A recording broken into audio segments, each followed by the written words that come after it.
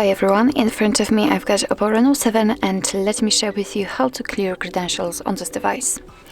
So first of all, let's enter the settings, and here we have to scroll in order to find password and security.